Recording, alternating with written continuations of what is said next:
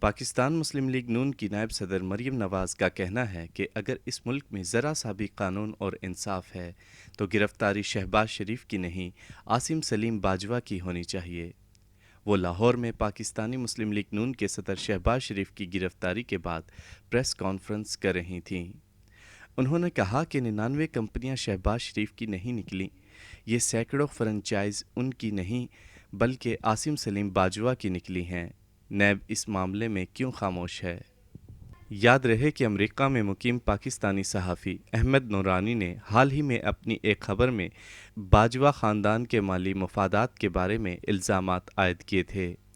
Lieutenant general retired Asim Bajwa وزیر اعظم کے معاون خصوصی برائے اطلاعات ہونے کے ساتھ ساتھ پاک چین اقتصادی راہداری کے سربراہ بھی ہیں، اور انہوں نے ان تمام الزامات کی سختی سے تردید کی تھی اور تفصیلی پریس ریلیز میں خود پر لگائے گئے الزامات کا تفصیلی جواب دیا تھا۔ مریم نواز نے نیب کے کردار کو جانبدار قرار دیتے ہوئے کہا کہ نیب پشاور BRT نہ ان بسوں میں لگنے والی آگ نظر آتی ہے، نہ بلین ٹری سونامی نظر آتا ہے، اور نہ ان کو بڑے بڑے وزراء کی کرپشن نظر آتی ہے۔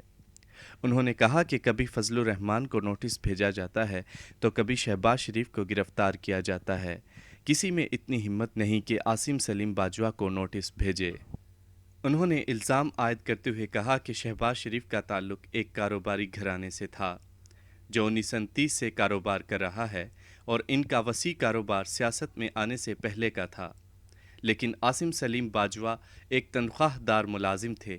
ان کا لاکھ پتی نہیں، کروڑ پتی نہیں، ارب پتی بن جانا، یہ ہے قابل احتساب الزام۔ نیب چیئرمین کہتے ہیں کہ وہ فیس نہیں کیس دیکھتے ہیں، تو وہ کیس انہیں نظر نہیں آ رہا۔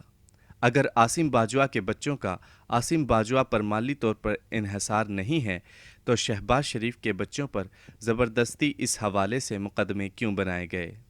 انہوں نے پاکستان مسلم لیگ نون کے صدر کی بات کرتے ہوئے کہا کہ شہباز شریف نے سر توڑ کوششوں کے باوجود اپنے بھائی کا ساتھ نہیں چھوڑا۔ ان کی بیوی کو اشتہاری بنا دیا گیا، ان کے بیٹوں پر ریفرنس بنائے گئے، اور حمزہ شہباز کو گرفتار کیا گیا ہے، لیکن شہباز شریف اڑے رہے۔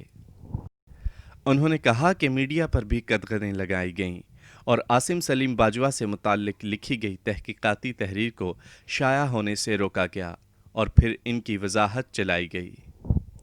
انہوں نے کہا کہ اگر میڈیا کو آپ دبائیں گے اور عدلیہ پر دباؤ ڈالیں گے تو اس سے زیادہ کوئی چیز اداروں کو متنازع نہیں بنا سکتی۔ مریم کا کہنا تھا کہ شین میں سے نون نکالنے والے، نون میں سے شین اور میم نکالنے والوں کی چیخیں نکل گئیں، کیونکہ نون اور شین ہمیشہ ایک ساتھ رہیں گے۔ انہوں نے کہا کہ عمران خان کو یہ خوف ہے کہ شہباز شریف ان کے متبادل ہیں۔ عمران خان ایک کمزور وکٹ پر کھیل رہے ہیں جو مسلط شدہ ہو، جس کی اتنی حیثیت نہ ہو کہ گلگت بلتستان کی میٹنگ GHQ میں چل رہی ہے اور وہ ساتھ والے کمرے میں بیٹھا ہے۔